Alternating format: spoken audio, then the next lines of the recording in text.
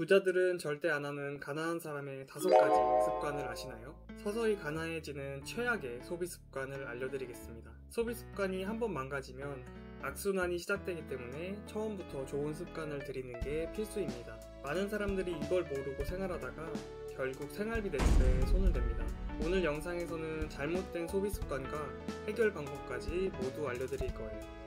이 영상에 나오는 해결 방법만 잘 지켜도 돈이 저절로 모이는 걸 경험하게 되실 거예요.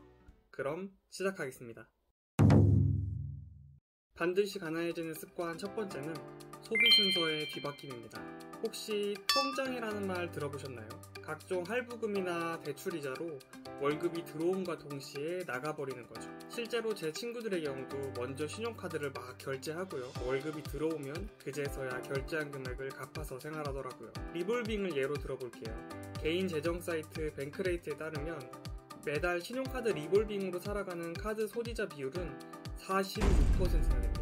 이걸 순서대로 그려보면 이렇게 됩니다. 근로 또는 사업으로 소득이 발생하고 발생한 소득으로 부채를 상환합니다. 그 후 남는 돈이 없으니 다시 신용카드를 사용하게 되죠. 반대로 부자가 될 사람은 이렇게 생활합니다. 소득이 발생하면 저축과 투자를 먼저 하고 남는 돈으로 생활비를 사용합니다. 어떤가요? 본인은 어느 쪽 순서로 생활하고 계신가요? 혹시 왼쪽처럼 생활하고 계시다면 반드시 소비 순서를 점검해야 합니다. 평범한 사람들의 소비 패턴이 망가지는 가장 큰 원인은 바로 신용카드예요. 보통 우리는 비싼 물건을 구매할 때 신용카드 할부를 사용해요. 마찬가지로 생활비가 부족해도 일단 신용카드로 긁고 다음 월급날에 갚습니다. 편리해 보이지만 이 신용거래라는 게 가계부를 꼬아놓는 주범입니다. 월급날 신용카드 빚을 갚아야 되니까 생활비가 부족합니다. 생활비를 줄이려고 해도 생활 수준을 현저하게 낮추는 건 정말 어려워요. 못 줄일 가능성이 큽니다. 그럼 갚아야 될 신용카드 빚과 줄이지 못한 생활비의 콜라보로 월급 이상의 돈을 소비하게 됩니다. 결국 매달 카드 빚이 늘어나서 대출을 받아 생활하게 됩니다. 이게 신용카드로 인한 소비 패턴이 망가지는 과정이에요. 가장 좋은 해결책은 신용카드를 잘라버리는 겁니다. 소비 통제가 습관이 될 때까지 체크카드를 사용해야 됩니다. 흔히들 체크카드의 장점이 줄어드는 잔고를 실시간으로 볼 수 있는 거라고 하던데 사실 체크카드의 가장 큰 장점은 통장에 돈이 없으면 긁히지가 않는다는 거예요. 월급 이상으로 쓰고 싶어도 쓸 수가 없죠. 조금 불편해도 체크카드로 1년 정도 생활하다 보면 소비 패턴이 자연스럽게 바뀔 거예요. 그래서 마침내 소득, 저축, 생활비 사용의 순서로 돌아오면 자신도 모르는 사이에 빚 대신 목돈이 만들어져 있을 거예요. 두 번째는 목표 수치화 없는 생활 방식입니다. 저는 돈에 관심이 많기 때문에 부자들이 쓴 책을 많이 읽는 편이에요. 책을 읽을 때마다 느끼는 건 부자들은 모두 계산에 능합니다. 막 알파고처럼 계산이 빠르다고 하는 건 아니고요. 자신의 목표를 정확한 숫자로 표현하는 능력이 정말 뛰어납니다. 사실 일반인들 중에서도 목표 없는 사람은 굉장히 드물죠. 목표가 없는 게 아니라 구체적이지 못할 뿐이에요. 부자가 되고 싶다거나 서울에 집을 사고 싶다거나 투자로 큰 돈을 벌고 싶다거나 우리는 이런 모호한 목표를 구체적으로 바꿔야 해요. 아주 현실적인 예를 들어볼게요. 서울에 집을 사고 싶다가 아니라 목표와 시간을 구체화시켜 8년 후에 서울에 10억짜리 집을 사겠다를 목표로 바꿔야 해요. 그리고 계산에 들어갈 거예요. 10억짜리 집을 60% 대출 받는다는 가정하에 잔금 4억이 필요합니다. 8년 동안 4억을 모으기 위해서는 1년에 5천만 원을 모아야 돼요. 한 달에 417만 원씩 저축이 필요합니다. 이렇게 목표가 수치화되면 얼마를 더 벌어야 되고 얼마를 더 저축해야 되는지 명확한 기준이 생깁니다. 서울에 집을 사고 싶다고 막연하게 생각하는 사람하고 계산을 통해서 체계적으로 목돈을 모아가는 사람하고는 당연히 큰 차이가 생길 거예요. 여담이지만 저는 냉장고에다 이걸 써놓거든요. 여러분도 잘 보이는 곳에 수치화된 목표를 붙여두시는 걸 추천드립니다. 1년 후에는 분명한 차이를 경험하게 되실 거예요.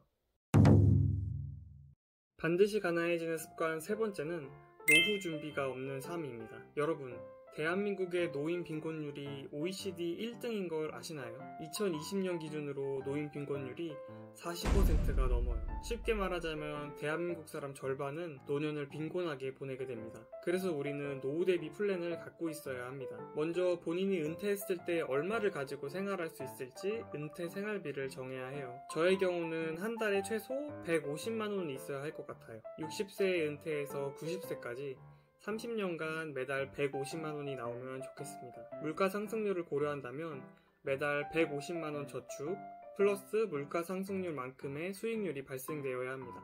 생각만 해도 정말 힘들죠. 다행히도 대한민국에는 연금 제도가 있고 이를 활용해서 현실적인 노후를 대비할 수 있습니다. 이때 국민연금은 물가 상승률을 반영해서 수령액이 늘어나니 저축액에 대한 수익률은 걱정하지 않아도 됩니다. 지금부터 연금 확인 방법을 알려드리겠습니다.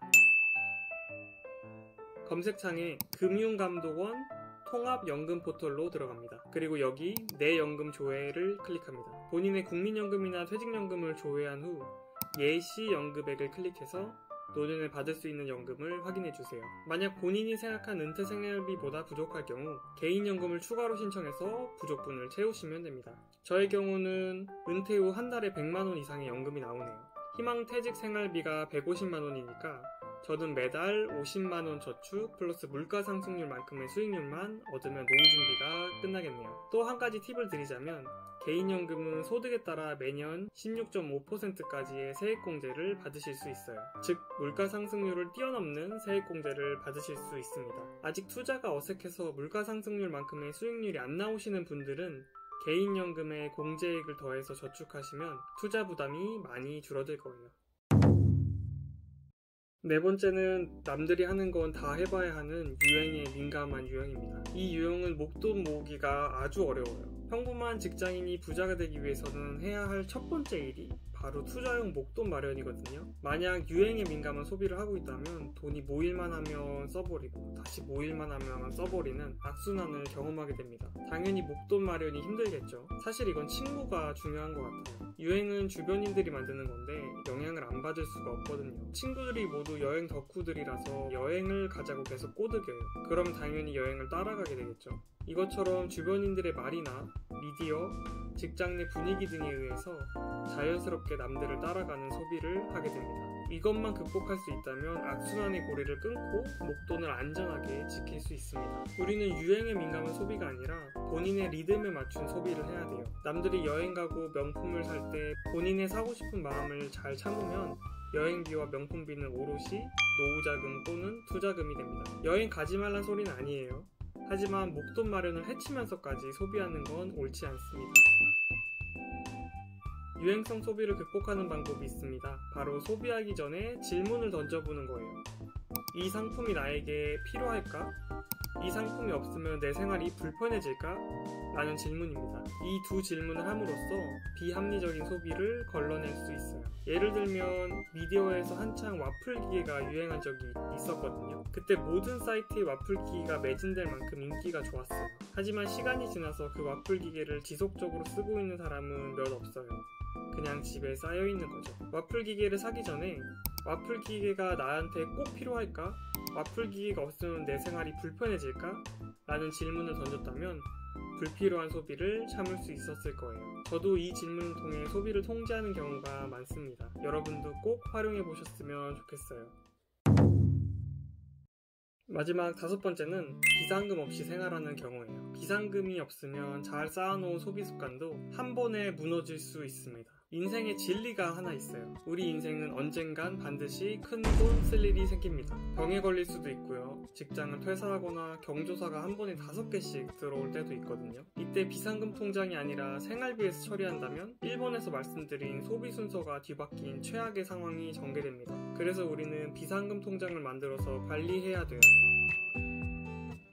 그럼 비상금은 얼마가 필요해요? 라고 물으신다면 통상적으로 한 달 생활비의 3배가 기준입니다. 빡세게 모으시는 분들은 월급의 3배를 모으시는 분들도 있어요. 각자의 사정에 맞게 모으는 게 베스트지만 최소한 생활비의 2배 이상을 추천드립니다. 여기서 또 하나의 꿀팁, 행복 통장을 강력 추천드립니다. 비상금과 마찬가지로 갑작스럽게 맛있는 걸 먹고 놀고 싶을 때가 옵니다. 그때를 위해 행복통장에 조금씩 넣어둔다면 대비가 가능해요. 제 주변에도 월급의 70%를 절약하는 멋진 친구가 있거든요. 근데 그 친구가 여행을 엄청 좋아해요. 그래서 그 친구는 비상금을 먼저 모아두고 비상금 이상으로 모이는 돈을 여행 자금으로 따로 저축하더라고요. 이번 8월달에 여행 간다는데 정말 부럽더라고요. 그래서 결론은 비상금 통장은 꼭 필요하다. 행복 통장은 있으면 꿀이다. 자, 어떤가요? 오늘은 반드시 가난해지는 잘못된 생활습관 5가지를 말씀드렸습니다. 이 5가지만 주의해도 재정적인 어려움은 피하실 수 있을 거예요. 최악은 피하자 라는 목적으로 만들어봤고요. 영상 보시고 소비습관을 더블 체크해보시는 걸 추천드립니다. 소비습관이란 게 한 번만 잘 만들어 놓으면 평생 고칠 필요가 없습니다. 영상 보시면서 적용해보시고 궁금한 점이 있다면 아래 댓글로 남겨주세요. 잘 적용하셔서 재테크에 큰 도움 되시길 진심으로 응원드립니다. 다음번에는 더 좋은 영상으로 찾아뵐 것을 약속드리며 재테크 완전 정복 3탄에서 만나요. 안녕.